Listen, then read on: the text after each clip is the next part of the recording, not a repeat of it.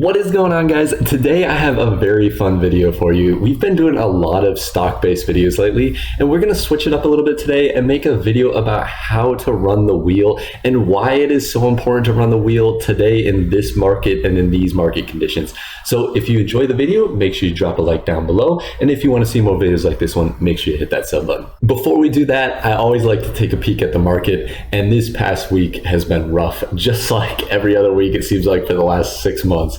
We've had just rough days, especially here Wednesday going into Thursday. We saw a huge drop off and the market just continued to tank throughout the day. And it's just been, more of the same. We've seen small recoveries that you can kind of see here on Tuesday. And then even Friday had, a small recovery, but they're just nothing compared to the drops that we're having. We're having huge drops on the days that we do drop. So it's sad to see, but the market always has to have it.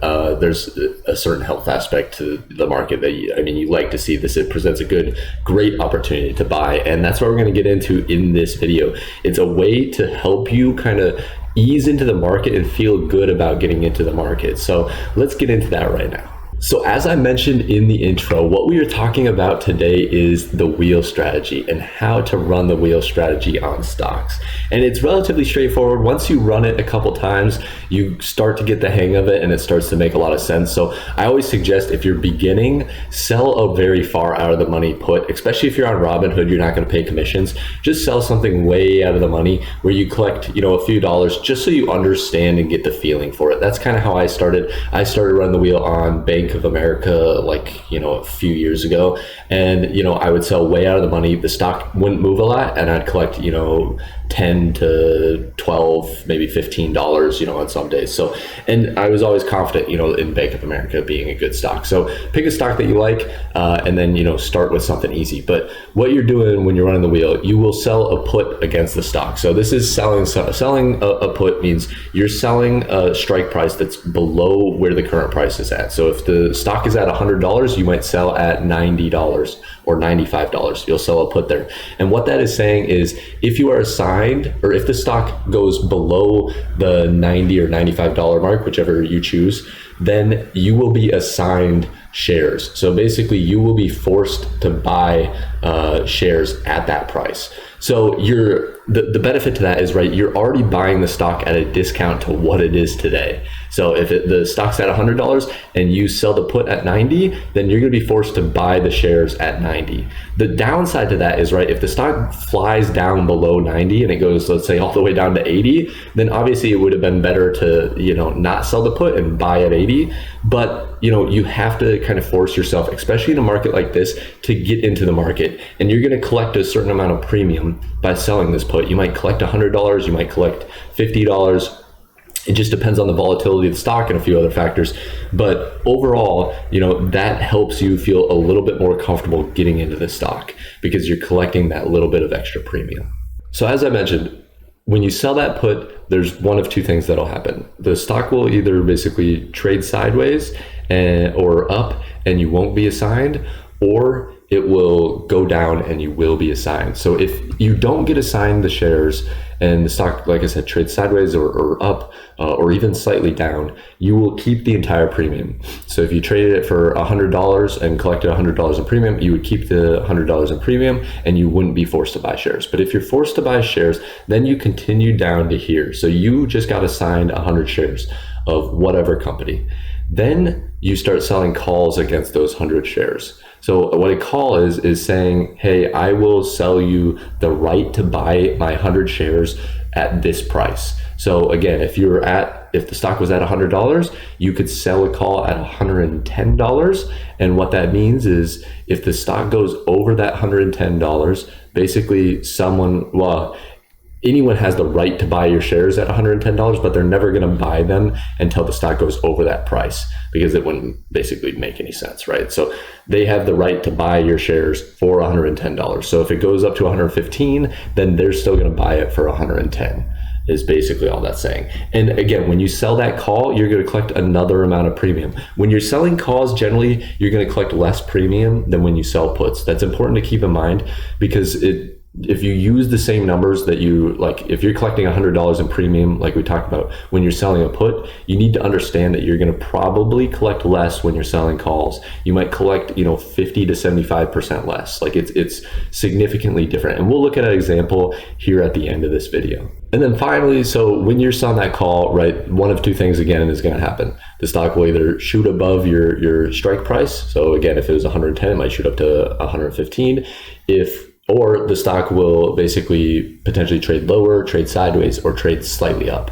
So in those second grouping of situations where it either trades lower, trades sideways, or slightly up, you will keep the premium and the shares. So that can be huge, right? If you want the shares, then that's great. You get the premium for selling the call, and then you keep the shares, and you still have your premium from selling the original put. So that's good. But a lot of times, eventually, what'll happen is the stock will shoot above your strike price.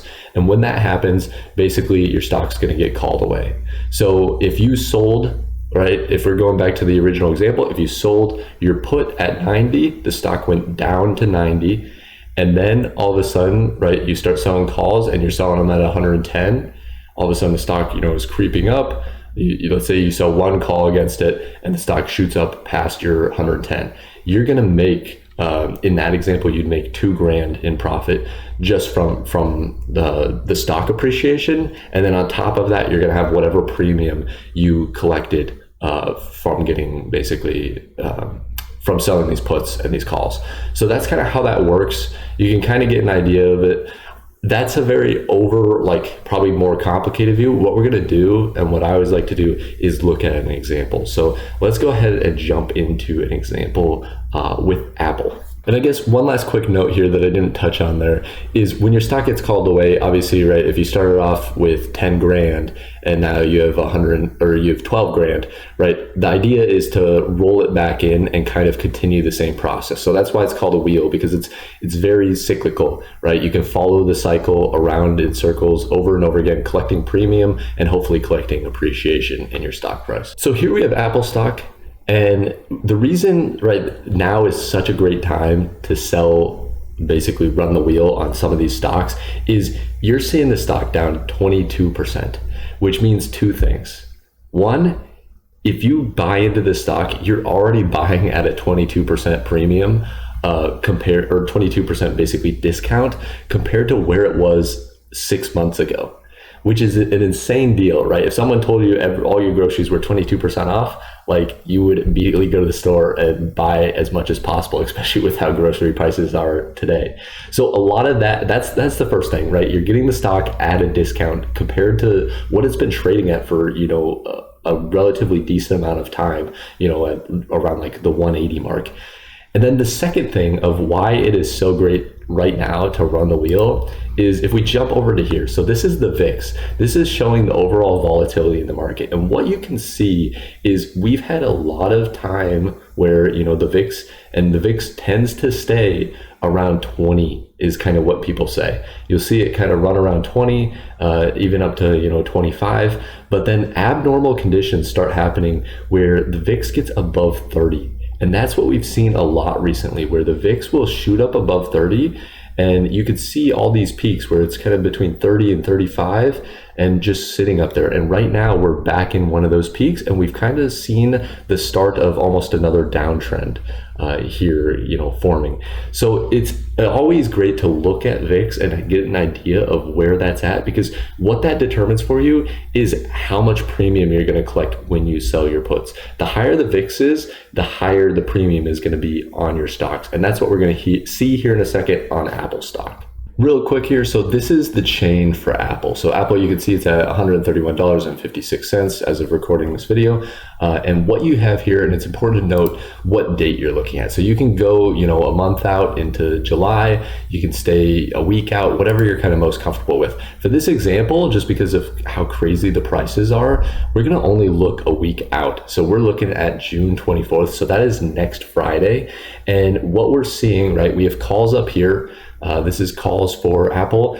and what you have, and you can kind of see the premium that you're trading. So what you would be doing, right? Blue is in the money, and then the whiter section is basically out of the money. So you would be selling, if you had 100 shares of Apple and you wanted to sell a call at, let's say 135, you'd come down here and you'd collect, a little over $100. And then what we would start at is we'd start by looking at puts. So puts, again, we're for the same time frame, June 24th, and we would want to sell a put. And right now, we're just going to say, for argument's sake, because everyone has a different strike price that they like to choose, we're just going to go at the money, which you're going to collect the most amount of premium for that. Obviously, we understand that. But Apple, like I said, it's at a 22% discount from all-time highs, almost 25% discount from all-time highs. So we're going to say that we would be able to collect $234. Again, you would need $13,100 to actually be able to do this. So in the next video, we're going to take a look at some stocks that I would prefer that are a much lower price targets, a lot less barrier to entry. But for the sake of this video, we're just going to look at Apple because everyone recognizes it. So again, the white area is out of the money. So you could choose any of these stock prices. You could go all the way down to 127 and still collect over $100. But for the sake of this video, like I said, we're going to select the 131 strike price, and we're going to collect $234. So let's take a look at a chart of how this would progress. So here is a little chart that I made for fun. It's nothing special, but basically these blacked out areas are kind of showing the different paths that you could take. So here again, you sell the put at $131 for Apple because you're fine buying it for $131, let's just say. So what that is going to do is you are going to collect $234. And like I mentioned, there's two things that could happen. Either the stock goes up, which we have over here, right? The stock goes up, so it doesn't fall below your strike. So you are not forced to buy the shares, 100 shares of Apple at $131. So if the stock goes up, you would keep your $234. And what's very interesting, and you really don't see this unless you're in high VIX environments, you would make a 1.79% return in a matter of a week, which is insane. If you annualize that, right, that's well over, or basically 100% return in the market in a matter of a year, if that were to occur over a year, which again, like we saw looking at volatility, it spikes up and down, so that's not necessarily going to happen. You're not always going to collect this much, but it's important when the volatility is high like this that you do capitalize on it, because even if you capitalize on this, let's say 25 times in a year, 20 times in a year, right, you're still going to make a 40% return, which is insane for a year. So the other option, jumping back over here, is the stock drops. So the stock drops and you get assigned. So you still keep your $234, plus now you have 100 shares of Apple that cost you $131. So now you turn around and we're going to say you sell a call. Let's just jump over quick to the options chain. So when we run up to calls, and this kind of gets into what I was talking about, where the calls are always less expensive than the puts. So I'm going to just assume, and a lot of times when the stock drops, that you would be able to sell something, similar to this and collect around $100. So that's kind of the assumption that we're making. Obviously, that assumption could be proved wrong if the stock drops more than that, or it could be proved even better, if the stock doesn't drop as much, and we still get assigned. So here, right, we got assigned the 100 shares, and then we turn in and sell a call, let's say, like I had there, at 135 strike price. So if we sold a call at 135 strike price, we would collect $100. And then again, that splits, and there's two things that could happen. The stock could go up, which would mean it goes up past 135, which means your stock gets called away. You would have actually made $334 just in premium, plus the $400 that I don't have in here, $400 for the stock appreciation. So in total, you would have made $734, which again, for a matter of, this would be over 2 weeks, right? Because you'd have to sell one put here, get assigned, and then sell a call here. So the earliest this could be over 2 weeks. This could also, expand over a month.